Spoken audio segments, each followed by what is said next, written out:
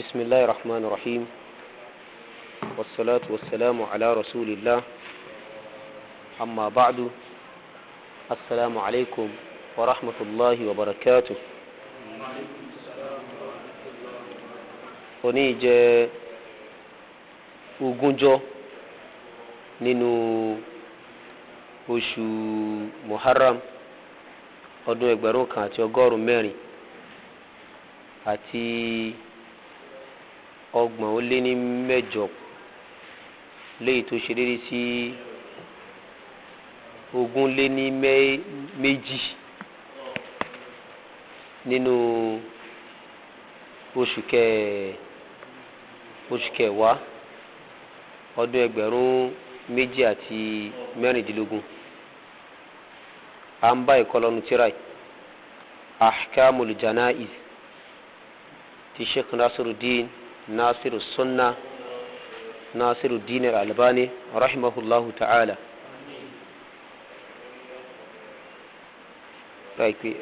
Abúlábú láti gbé náà.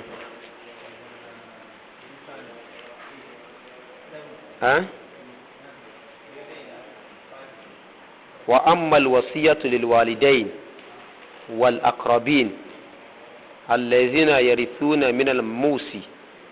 fala tajuzu لأنها منسوخة بآية الميراث.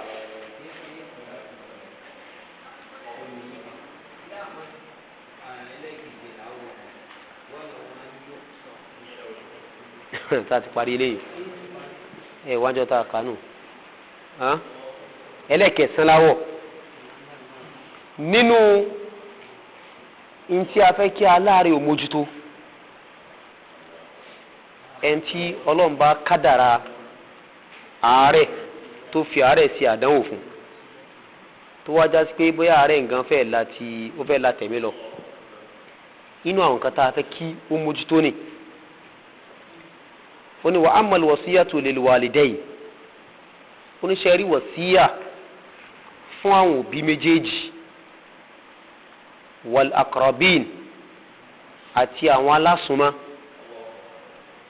allazina yarithuna minal musi àwọn tó já sí pé wọ́n ó jogún nínú ogún ẹni tí ń ṣe wàsíyà ni tó kéèyàn wá sí wàsíyà fún wọn fala yatujuz eléyìí ò tọ́ ká sì wàsíyà fún ẹni tá a mọ̀ pé ó lógún nú ogún almusi bọ̀rọ̀kọ́ tí wà bí Sheikh Nasiruddin Al-Albani ó ní eléyìí kò tọ́ kí nìdí li annaha mansukha bi ayatil miras ṣíṣe wàsíyà fún ẹni tí ó jogún in tí ó ti pa ìdájọ́ rẹ̀ ni pẹ̀lú áyàwó pẹ̀lú áyà tí ń sọ̀rọ̀ nípa ogún al-miras. Then وبين ذلك رسول الله صلى الله عليه وسلم أتم البيان في خطبته في حجة الوداع فقال إن الله قد أعطى كل ذي حق حقه فلا وصية لوارث. أجد بام النبي صلى الله عليه وسلم أصل يلي نيا الله يتوكل أتم البيان الله يتوكل شو سيا يمبي níbo la níbi ṣàlàyé lè nígbà tó ṣe kútúbà tó ṣe ní hajjatul wada hajj ìdágbére àwọn afáàní hajj ìdágbére ni ó ní hajj àkọ́kọ́ ó náà sì ní hajj kan àníbi sọ níbi kútúbà tó ṣe níbi hajj ìdágbére ó ní Ọlọ́run bá ti fún gbogbo ẹlẹ́tọ̀ọ́ ní ẹ̀tọ́ ẹ̀ ẹgẹ́ dìbò torí ìdí eléyìí fala wasiya liwari kò sí wasiya fún ẹni tí ó jogún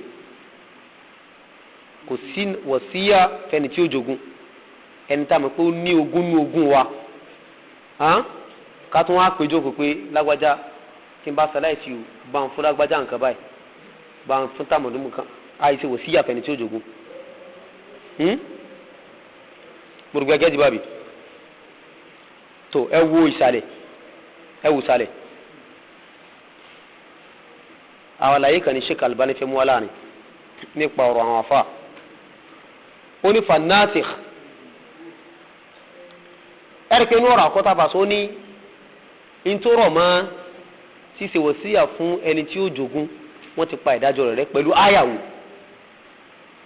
bí ayatul mirath pẹ̀lú àyà tí ń sọ̀rọ̀ nípa kíni mirath nínú súrà ọ̀la yẹn wà nínú súrọ̀tù kíni súrọ̀tù nìsà àbí ní súrọ̀tù nìsà àyà tí ń sọ̀rọ̀ nípa ogún ní súrọ̀tù nìsà yusikumullahu fi awladikum lizakari mithlu hazzil unsayayn ọlọ́run bẹ̀rẹ̀ sí ní ká ó bẹ̀rẹ̀ sí ní ká ẹgẹ́ dúró àbí tó àyà yìí wọ́n ti fi pa ìdájọ́ yìí pé ẹni tí ó bá ní tí ó jogún àní tí wò sí yà fún bẹ́ẹ̀ Sheikh Albani wọ́n fẹ́ mú àlàyé kan wá ní sálẹ̀ ó ní fanasikh innama huwa al-Qur'an sẹ́rí èyí tó pa ìdájọ́ yìí rẹ̀ Qur'an ló parẹ́ kìí ṣe pé súnà ló parẹ́ ẹ̀rí pé àdìsí eléyìí nìsín àdìsí yìí àwọn míì lo àdìsí as ike òun gangan ló pa àyà yẹn rẹ̀ àyà ló pa àyà rẹ̀ àyà ló pa àyà rẹ̀ kìí ṣe pé àdìsí ló pa àyà rẹ̀ ní Sheikh Albani fẹ́ sọ láàrin wa sunna innama hiya mubayyina sunna kan jẹ́ nǹkan tó kàn tó gbé àlàyé rẹ̀ jáde sí gbangba ni ṣé ń gẹ́ tọ̀rọ̀ báyìí sunna kan tó gbé àlàyé rẹ̀ jáde sí gbangba ni kama zakarna gẹ́gẹ́ bí a ti ṣe àlàyé rẹ̀ gẹ́gẹ́ bá ti mention sẹ́yìn wa kama huwa wadihun min khutubatihi àti pé gẹ́gẹ́ bó ti já sí pé eléyìí tó hàn ní nínú kútùbà náà Muhammad sallam khilafan lima yazunnuhu kathirun anna al-hadith huwa an-nasikh yapa sí tí ọ̀pọ̀lọpọ̀ àwọn olùmọ̀ ń ròyìn pé èyí tó pa ìdájọ́ yẹn rẹ̀ hadith ni ṣẹ́gẹ́dì bá hadith kan ló pa ìdájọ́ yẹn rẹ̀ aya ló pa aya rẹ̀ thumma istaghla dhalika ba'd al-mu'asirin apá kan àwọn olùmọ̀ tí ń bẹ ní zamani kẹtàjọ́ sí zamani kan náà àwọn lu opportunity ní istaghla wọ́n lu àǹfààní yẹn fazaamu àwọn alérè pé anal hadith àwọn alérè pé hadith ahad pé hadith ahad ni nígbà tá a ti sọ pé Qur'an ló pa ìdájọ́ yẹn rẹ̀ kìí ṣe hadith ló pa ìdájọ́ náà rẹ̀ tó àwọn apá kan náà mu'asir àwọn alu opportunity eléyìí ṣe ń gbọ́ báyìí nígbà tá a sọ pé Qur'an ló pa aya yẹn rẹ̀ kìí ṣe àdìsí yìí ló pa ìdájọ́ eléyìí rẹ̀ aya ni tó gbàtẹ́ ti rí gbọ́yìn àwọn alu opportunity yẹn láti sọ pé torí náà àdìsí tó bá jẹ́ ahad tó bá jẹ́ khabaru ahad àti ìsàlẹ̀ khabaru ahad bá wọ́n dà pé àlàyé rẹ̀ láwọ̀ ní ọ̀la inṣàlá bóyá a ní muslim hadith lọ́la wa àlàyé khabaru ahad láwọ̀ lọ́la inṣàlá kí náà ń pè ní khabaru ahad tó wọ́n ní khabaru ahad la yanhadu li nasakh al-Qur'an kò lè tajidi kò lè ta wọn àdìdé láti pa aya rẹ̀ yẹn ni pé kò lágbára tó lè fi pa Qur'an rẹ̀ aya rẹ̀ ní Qur'an ṣe gẹ́gẹ́ bábí tó wọ́n lu opportunity ìgbà tán sọ pé aya ló pa ìdájọ́ yẹn rẹ̀ kì í ṣe àdìsí ni tó wọ́n sọ pé tọ̀tẹ́lẹ̀ dàmú àdìsí yìí gan àdìsí ò ní agbára tí fi pa kíni rẹ̀ láti fi pa aya rẹ̀ wọ́n lu opportunity eléyìí wa ma'a anna hadha zam batilun fi nafsi tó ń pé èrò wọn yìí wọn gangan èrò yìí gangan fúnra rẹ̀ aburú lákàní fún rẹ̀ gangan pípé khabaru ahad kò lágbára láti fi pa kíni rẹ̀ aya rẹ̀ èrò yìí gangan fúnra rẹ̀ aburú ni wọ́n ní dandan ká kí àdìsí jẹ́ mutawatir kó tó lè lágbára ti kíni kó tó lè lágbára ti pa ìdájọ́ kẹrẹ́ nu Qur'an àmọ́ khabaru ahad tabani khabaru ahad àdìsí tẹ̀ pé bẹ́ẹ̀ yẹn kan ló gbà wá àbẹ̀yẹ méjì àbẹ̀yẹ mẹ́ta tó bá ti pé yẹn kan bá ní ó ti di garib tó bá ti pé yẹn méjì bá ní ó ti di kíni aziz tó bá ti pé yẹn mẹ́ta bá ní ó di kíni mashhur tó àdìsí tó bá jẹ́ pé ó wà nípò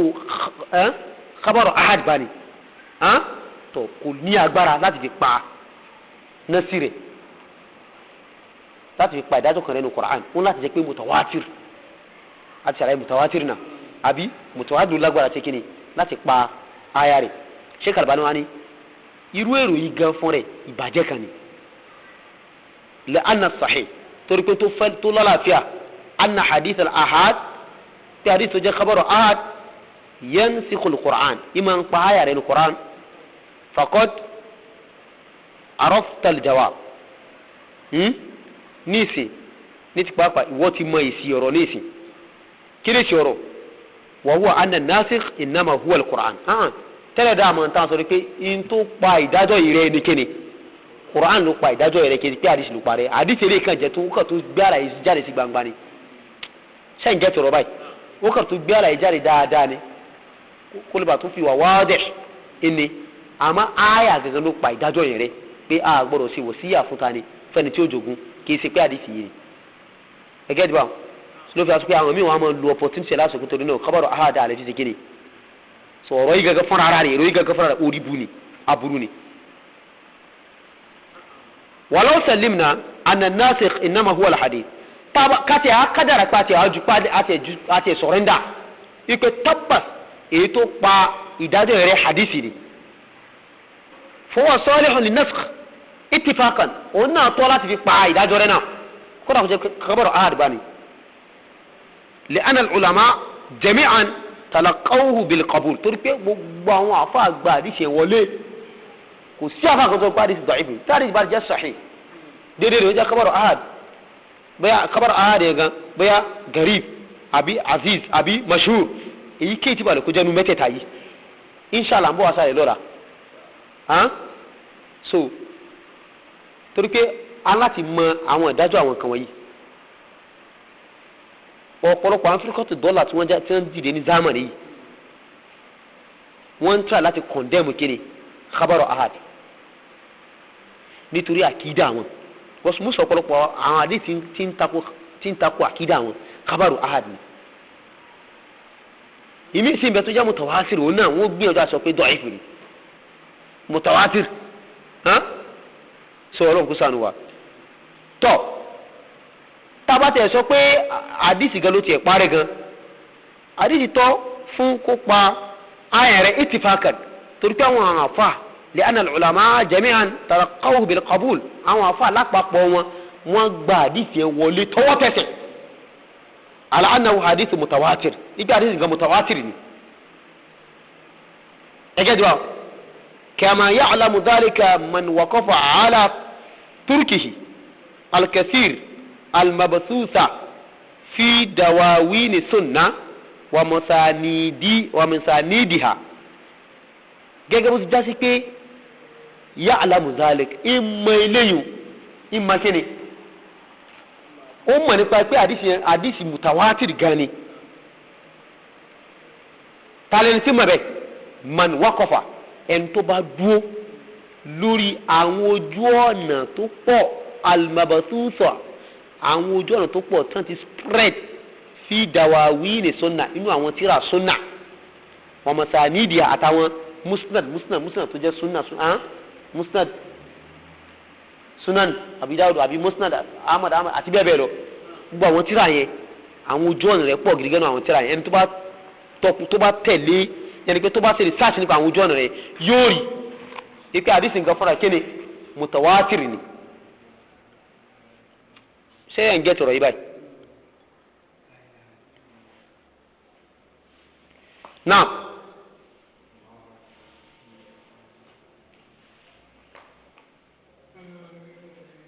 wọ́n ní wàlá allana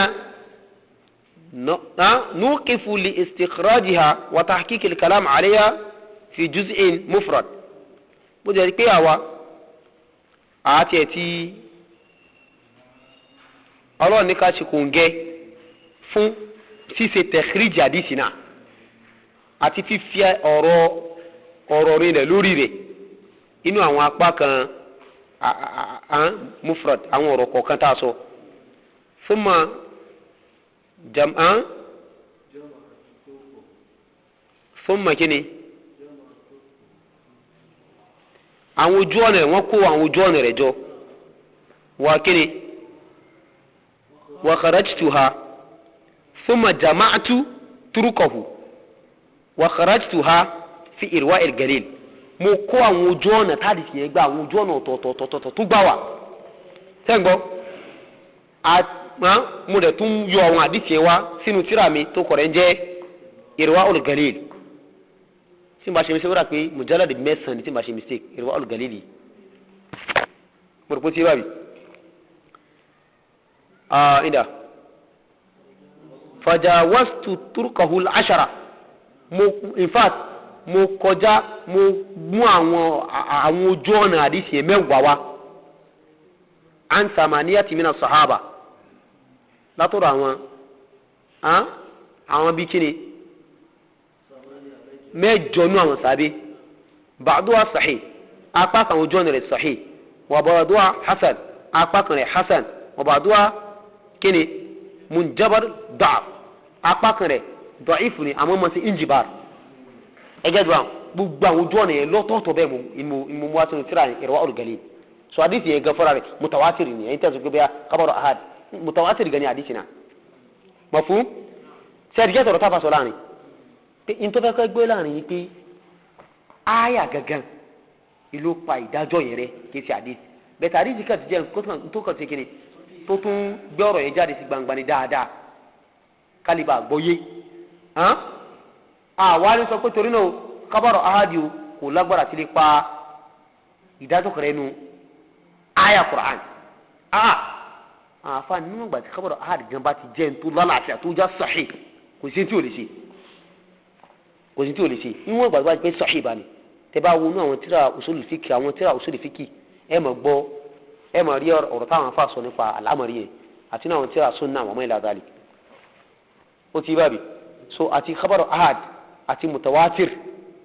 gbogbo ẹ̀ tó bá sáà jẹ́ pé àdìsí wa sahih láti bí àkídà yóò ṣe nasikh wa mansukh wa ma ila dhalik mọ̀rọ̀pọ̀tìyé so almuhim wọ́n ní wípé ẹni tí yóò bá jogún ẹni tí ń ṣe wòsíyà tó à ní ṣe wòsíyà kalẹ̀ fún àdìsí akhraja Abu Dawud wa Tirmidhi wa hasanahu al-Bayhaqi wa ashara litakwiyatihi Imam Bayhaqi ó ṣe ìṣára sí lílágbára àdìsí náà waqad asaba Allah sì ní kó ṣe déédéé fa inna isnadahu hasan ẹgbẹ́ isnad rẹ̀ hasan walahu shawahid kathira bẹ̀tẹ̀ àdìsí yẹn tún ní àwọn ọ̀nà òtọ̀ọ̀tọ̀ tó pọ̀ gan inda al-Bayhaqi lọ́dọ̀ Bayhaqi tẹ́bà wọnú tíra Majma'u Zawaid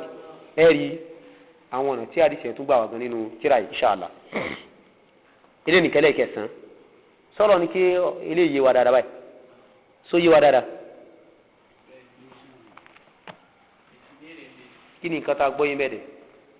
tó bá yé wa.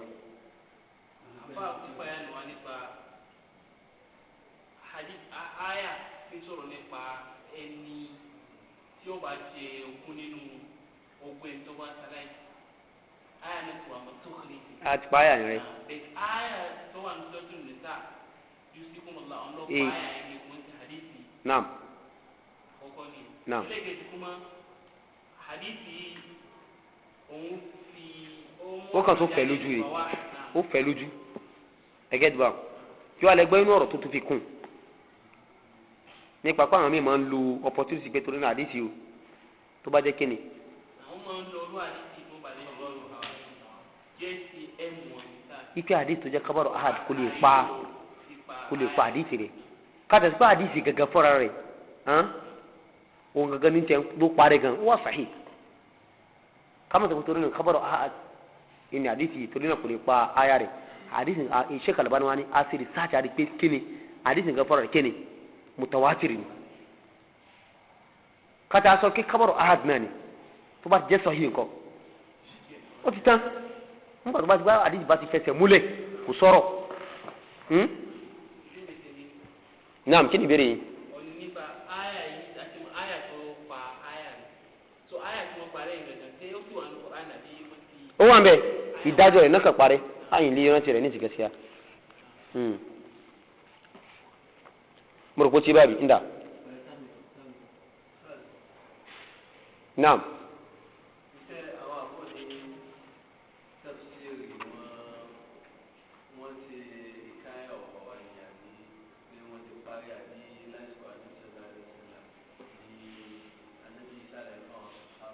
ó dà pé mo sọ̀rọ̀ yìí a ti àlàyé ìjọ ni ní mo gbé Ibn Kathir wájú ni tí mo sàlàyé rẹ̀ ẹgẹ́ dìbà ẹgẹ́ ti rẹ̀kọ́dì inshallah. ẹlẹ́kẹ̀ẹ́wá wa yahrumu al-idrar fil wasiyya ǹjẹ́ èèwọ̀ ni ìpanilá al-idrar ìpanilá fil wasiyya níbi kíni wasiyya ó fẹ́ sí wasiyya kalẹ̀ wòsíyà tó wá fẹ́ ṣe kalẹ̀ ni ó máa pa àwọn tí ó jogun la tó ilé haramu ni kàn yóò síyà bí hurmani ba'd al-waratha min haqqihim min al-irth bí kí wọ́n sì wòsíyà bí kí ẹni tó fẹ́ ṣe wòsíyà kó sì wòsíyà pẹ̀lú sí ṣe ní èèwọ̀ apá kan àwọn dúkìá apá kan ogún kó ṣe ní èèwọ̀ fún àwọn apá kan tí ó jogun inú àwọn tí ó jogun kó wá ti wọ̀ sí àkàlẹ̀ pé ẹ̀mọ́ fọlágbájá nǹkan báyìí tó sì wà nú àwọn tí ó jogun. ẹni.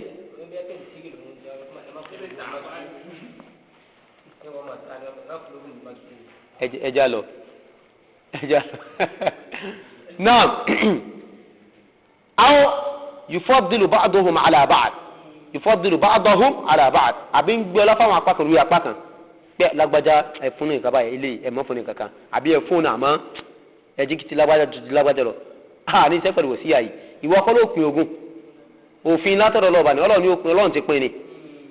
kó jẹ́ pé ẹni tí ò nífẹ̀ẹ́ ní wà ní kóhun tó yẹ kó gba ètò pọ̀ jù Ọlọ́run náà ni ó gbà o ọ̀rọ̀ pé bóyá kó sì wòsíyà kalẹ̀ pé torí náà o tí n bá kú lágbájá yìí ẹ má fún ní nǹkan kan àbí ẹfun àmọ́ kó mọ̀ tó ti lágbájá rárá ìwọ kọ́ ló pin Ọlọ́run ni ló ti pín nǹkan rẹ̀ látòdì ọ̀run wá èyí ò sí lọ́wọ́ rẹ̀ ṣẹ́gẹ́dì bá rí òfin látọ̀rọ̀ Ọba subhanahu wa ta'ala liqawli tabaraka wa ta'ala torí Ọlọ́run tó ní lirijali ń bẹ fún àwọn ọkùnrin kíni nasibun mimma taraka alwalidain ìpín nínú nǹkan tí òbí méjèèjì filẹ̀ wal aqrabun bẹ́ẹ̀ náà ní bẹ fún tani àti àwọn alásùnmọ̀ àbí mimma qalla aw kathura inú tó kéré ní àbí tó pọ̀ nasiban mafruda ìpín kan ní o tó jẹ́ tí wọ́n ṣe ní kíni tí wọ́n ṣe ní ọ̀ranyàn gbọ́dọ̀ tí bá bí so torí délé